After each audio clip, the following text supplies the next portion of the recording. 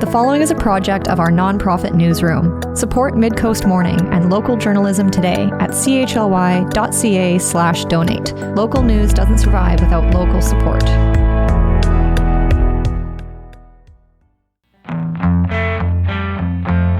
Bonjour and welcome to Midcoast Morning. I'm Joe Pugh. This weekend marks the 25th anniversary of a Nanaimo festival celebrating French language, culture, and food. It's the silver anniversary of the Maple Sugar Festival at the Beban Park Social Centre this Friday through Sunday. It's organized by the Association des Francophones de Nanaimo, of which I am a member. I spoke with the association's Executive Director Camille Veron earlier this week about the festival and about the Francophone community in Nanaimo. Bonjour tout le monde. My name is Camille and I'm the director of the Francophone Association here in Nanaimo. And there is a festival coming up this weekend, the Maple Sugar Festival, the 25th edition of the Maple Sugar Festival. What exactly happens at a Maple Sugar Festival? Yeah, we're so excited about that. So that's a 3-day festival happening on Friday, Saturday, and Sunday this weekend. All weekend long, you're going to have artists, performers coming from all across Canada, and also a lot of talented local artists. They're going to perform at the big stage of Beban Center. We're going to have food. We have Sandy's Kitchen was working with us to create the best tourtière in town, and also nice meal for all tastes. And we have Coraline was working with us.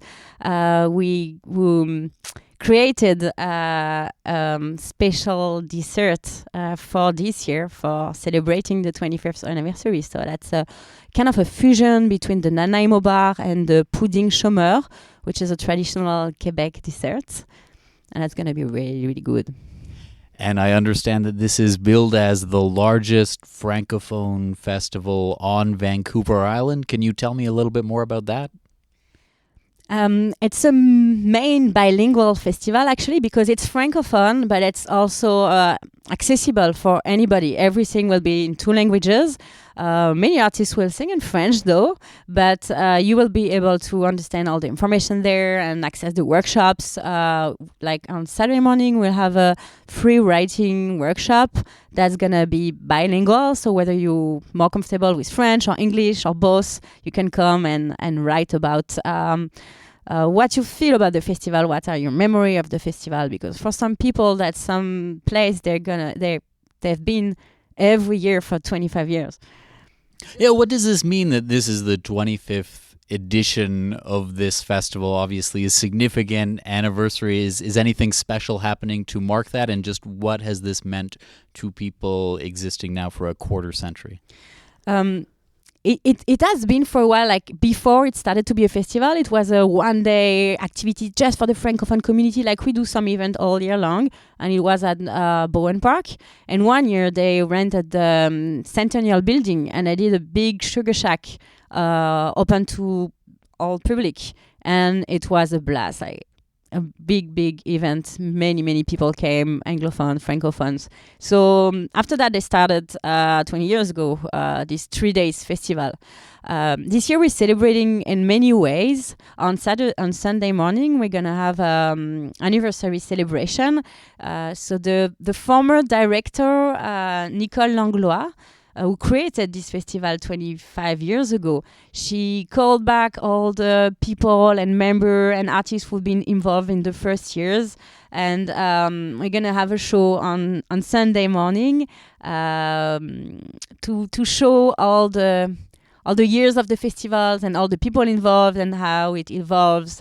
And we have an artist coming from the Sunshine Coast who's we're gonna create a slam, and he's gonna play it, sing it about the festival and all those years on Sunday morning. So that's gonna be like a birthday breakfast that we're gonna do.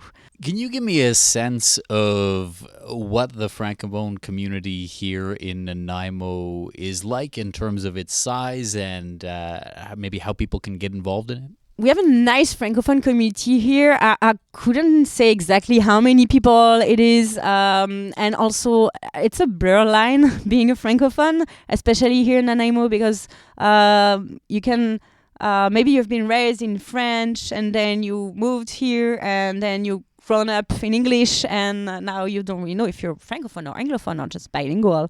And for many children here, people born here, even if when their parents are Francophone, they learn French, they learn English. So yeah, the Francophone community here is a big mix of people. We also have many immigrants like me who come from other country who speak French and now here they try to speak English and learn English, but they also like to gather in French because sometimes it's easier. And with the welcoming Francophone community that the IFN is supporting and developing over the last year, now we have more newcomers who speak French that we help navigating in this new life in Nanaimo. Yes, this Welcoming Francophone Community Project. In 2024, Nanaimo was named a Welcoming Francophone Community, becoming, if I'm not mistaken, the second one in British Columbia. Could you explain what that means? That means that we signed an agreement with IRCC, so we are working with the Ministry of Immigration to develop programs and activities and services to help the French-speaking newcomers to get established and integrated in Nanaimo specifically. So yeah, we thought Nanaimo was a really good place for newcomers, and we wanted to help them. We were seeing more and more newcomers coming to the association and looking for services, and sometimes it's easier to get the service in your home language, and also because we're a community organization, we have this we don't just deliver services, we really care about people and care about the community and how they will meet some people that will help them or go to some event that will be significant for them. So that's what we've been doing this last year. So the team has been growing, and now we're looking for a new place because this office is too small. But we can now offer more activities and events also on multiculturalism and to show like different Francophone cultures or to show Canadian cultures to newcomers.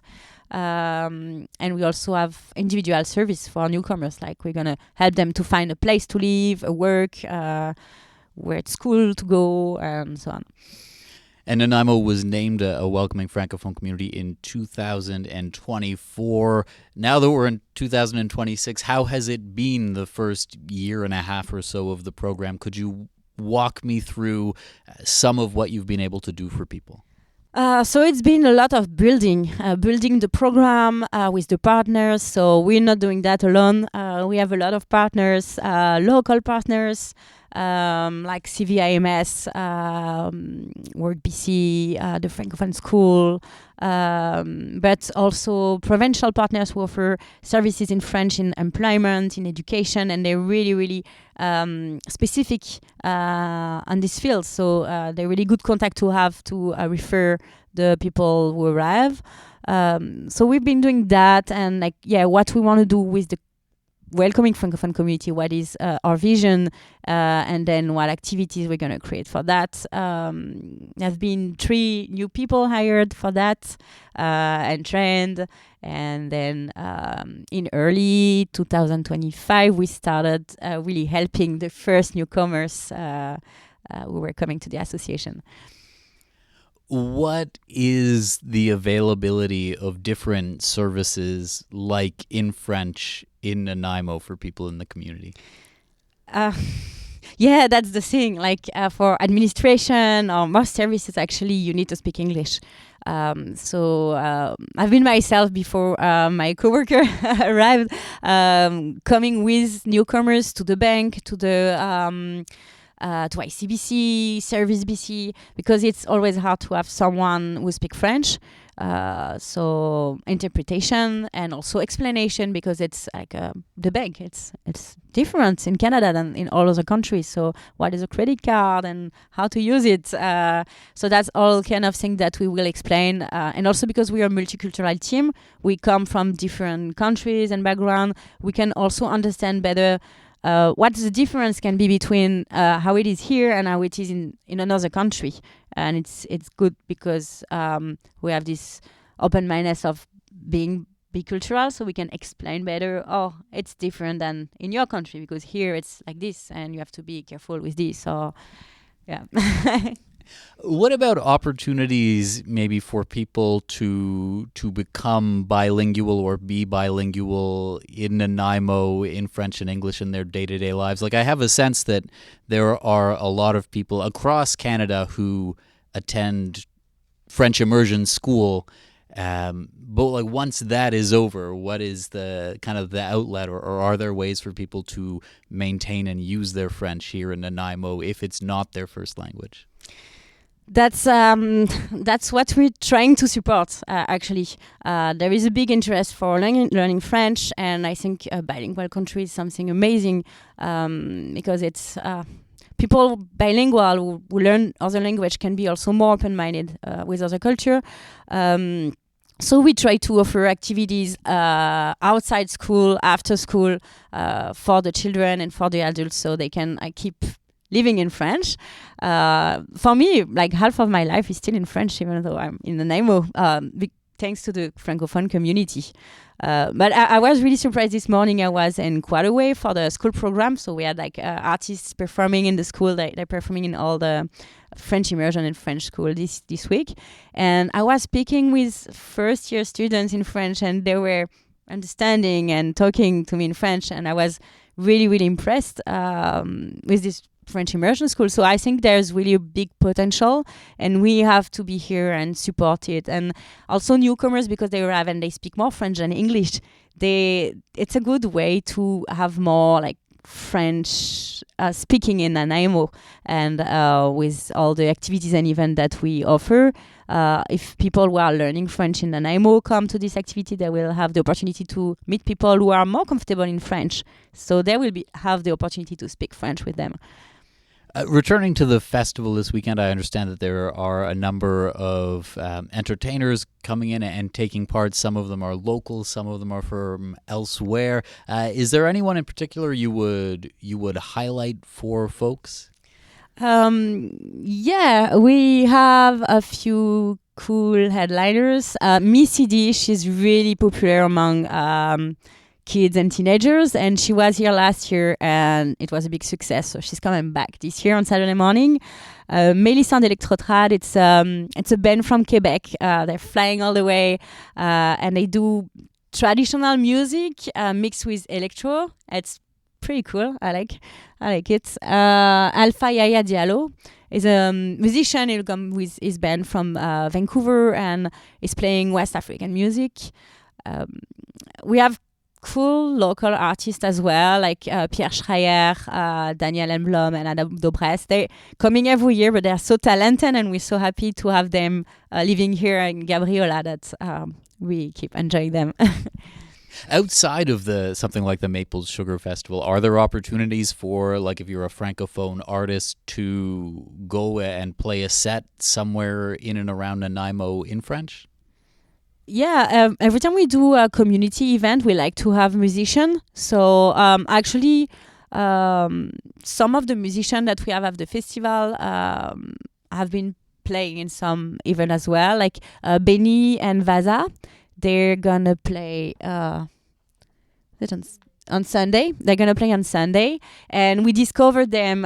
We did a multicultural event for the week of immigration, and they've been playing there, and they were really, really good. They're artists from Madagascar, so they'll come and play at the festival. Is there anything about the Francophone community locally that you think would surprise people, or that you wish more people in Nanaimo knew about?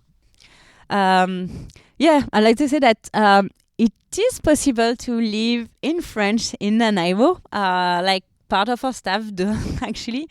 You'll need to speak English for a few services, but actually more and more tend to try to have people speaking French. And the more can speak French, the more bilingual we're going to really be. And it's going to be possible to live in French or to live in English in Nanaimo. What kind of opportunities are there out there in Nanaimo if you're someone who speaks like a fluent level of French? I feel like it's often kind of thrown around. Parents will tell their kids or whatever, if you speak French, it'll be good for getting a job. But what can you tell me about what that is actually like? There's certainly more opportunities if you speak French. You need to speak English always, but French is a plus. And the education, like schools, the French immersion schools, the Francophone schools, also the French daycare, they're always looking for people who have a good level of French. That's with working with education and children. If you don't like to work with children, you have all these provincial organizations that are always looking for people. The Francophone Association, we're here, but there is some provincial organization that hire on remote as well. But I also think that all the public administration here, they will give more chance to someone who is bilingual, because that's what they need to do over the time with the this like bilingual law that passed a couple of years ago. That's more and more services will need to have people who are able to speak French. So I guess if you want to work for the government, you better speak French. Is there anything you feel like the wider community in Nanaimo can do to help out the Francophone community? Our main challenge at the moment is to find a new place for our association, actually, because we love the location we have, but it's really too small right now for all our staff and all our activities, and we're kind of limited with that. So if anyone could help us to access a bigger office, that would be sweet. And partnership, we love partnerships. We love when we do something with another organization and it gets we get to know them, they get to know us, same for the public. So that's always something that we like to do. For those listening who speak French, is there a message that you would want to pass on, whether that's about the festival this weekend, whether that's about the AFN or the Francophone community here in general? Salut les francophones! On espère vous voir cette fin de semaine à Beban Park pour le Maple Sugar Festival du sucre d'érable. Et c'est toujours un plaisir de faire des activités avec vous. Camille, merci beaucoup d'avoir pris le temps. Camille Veron is Executive Director of the Association des Francophones de Nanaimo. We were speaking about the Maple Sugar Festival, the 25th edition of which is taking place this weekend at the Beban Park Social Centre. Midcoast Morning is part of our nonprofit newsroom project, supported by listeners like you. Keep this program on the air by funding it today with a monthly sustaining donation at chly.ca/donate. We've got tote bags and shirts if you need an incentive. A festival celebrating French language, culture, and food is marking its 25th edition this weekend in Nanaimo. Josh Holloway attended the Maple Sugar Festival as a child and now is performing at this year's edition. I reached Holloway by phone to speak about it. My name's Joshua Holloway. I'm from here in Nanaimo, BC. I'm a musician, and I'll be performing a jazz set at the Francophone Festival in drag as a character that I've created called Celeste. Yeah, it'll be fun. Can you tell me about how that came about? Yes. So last year, I was really honored to be part of the Nanaimo International Jazz Festival. And the act that I brought to the festival last year was performing jazz in drag. So I've been really, really passionate about drag for a long time, and I've been a musician for even longer. And so I decided to try and bring those two things together. I'm a musician first, and I graduated from the IU's jazz program in 2018. And I got a diploma of music from there. And I've also been a theater kid for most of my adult life. And it felt like those three things together, you know, the love of drag, theater, and jazz, all kind of came together into this character named Celeste. And I kind of brought her to life for the first time in front of an audience like that, technically a couple of years ago, but it was part of a variety show that I did once, and then I didn't bring it back for a while. And I was very lucky that my friend Maya, who was booking for the Jazz Festival, offered me the opportunity to perform as Celeste again for the fest. And that was last September, which was really fun. I did a show at the Nanaimo Bar with Nico Rhodes and on piano as my accompanist.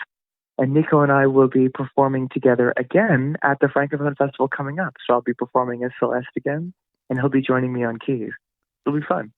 And how about your connection to the Maple Sugar Festival and the Francophone Association more generally? Yes. So I discovered, obviously as a kid, I went to the Maple Sugar Festival all the time, but I discovered the Francophone Association about a year ago because I made a friend here in Nanaimo that is from France. And when he introduced me to some of his friends that were more involved with the Francophone Association, I realized there are so many amazing French-speaking folks that live in Nanaimo, even though I'm not technically Francophone. I learned French in high school like we all do, but my language is still a little bit limited. And I found that in getting to meet everybody, I was really enjoying being around French again, hearing it, getting to speak it a little bit more here and there, although it's very limited still for me. I understand And you're doing some classes? I am. Yeah, perfect segue, actually. It's great. I'm doing some classes with the Francophone Association right now. I am about 5 classes through their A1 program. So it's absolute beginner. And with their instructor, Bertrand Bahati, he is amazing. And yeah, it's a blast. I'm so glad that I discovered it. What is your view on maybe kind of like bilingualism in Nanaimo, BC, as someone who's doing these classes after, learning it in high school like everyone kind of has to?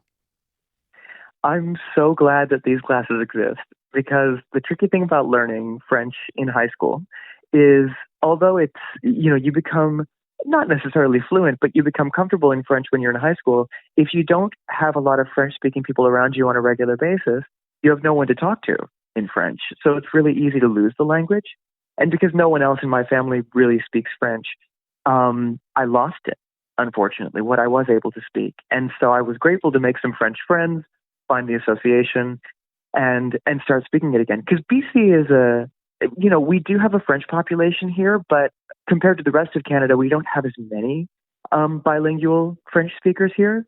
So I think it's kind of a special gem in that way that we have it in town here. You mentioned that when you were a kid, you went to this Maple Sugar Festival. This is the 25th edition of it. Yeah. Can you give me a sense of what that means to you that this has been around for a quarter century? It's huge. When I was a kid, of course, just like any young person attending the festival, I was the most excited for the maple candy. That was the big draw when I was 8. But getting to see how it's grown, particularly in the way that it's created a sense of belonging and a home for people who are either moving here from French-speaking countries and want to find a sense of community here in Nanaimo, or folks that are already Francophone and grew up in town to feel like they have somewhere they can be understood uniquely, like their way of life, the types of food that Francophone people like to cook, the unique traditions and slang, and it's fabulous. And even though my French is still, very much a work in progress, as I get to be immersed in it more as an adult, compared to a kid where I was there for the fun and the games. Now, 25 years in, I see that this means the world to so many people because it's not a huge community in Nanaimo, but it's growing all the time. And this festival is making it grow faster. And I love that. What are your goals with your journey of relearning the French language? Where do you hope to see that go in time? Well, between you and me, I say that as this goes on the radio, but between you and me, I'm really hoping to travel to France next year with 2 dear friends that are part of the Francophone Association, my friends Marie and Pauline, who helped me get involved with the association at all. And they are traveling there next year to go back and visit their family, and they asked me if I'd like to join them, which I thought was very sweet. They asked me that about a month ago, and I said, I would love to, but I'm going to need to learn French, which was a huge motivator for joining the Francophone Association's lessons, was because I want to make sure I can hold my own at least a little bit when we travel there in probably the fall of next year. Is there anything else you'd like to share with people about this weekend's Maple Sugar Festival? I would say if you're thinking about coming out to visit, please do. I know, of course, I'm biased being part of it. It is an incredible thing. I've never been, at least in Nanaimo, I've never been to a festival that has more diversity, better food, better music, amazing people. And I think one thing about the festival that can feel a little bit anxious for folks that don't realize it is because it's a Francophone festival, they think they need to be able to speak French to enjoy it. It's totally not necessary. Proven by the fact that my French isn't perfect and I'm actually performing there. So please come and join. Everyone speaks in English and French and is open, and it's a wonderful thing. So even if French isn't the easiest language for you, please come out and visit. It's worth your while. Joshua Holloway, thank you very much for taking the time and break a leg. My pleasure. Thanks, Joe. Joshua Holloway is performing at the upcoming Maple Sugar Festival, which is marking its 25th edition this weekend at the Beban Park Social Center. That's our show for the day. Thank you for joining me. I'm Joe Pugh, host and producer of Midcoast Morning. Jesse Woodward is our executive producer, and Arby Frew is our technical advisor. You can sign up for CHLY's newsletter at chly.ca/subscribe for updates from our nonprofit newsroom and more. If you have a tip or story idea, you can get in touch with us at news@chly.ca. Our theme song is First One by local Nanaimo band Waste Management. That's all for now. I'll talk to you on another Midcoast Morning. This program gives thanks to the Snuneymuxw First Nation as we broadcast and podcast from their traditional territory. Thanks for listening.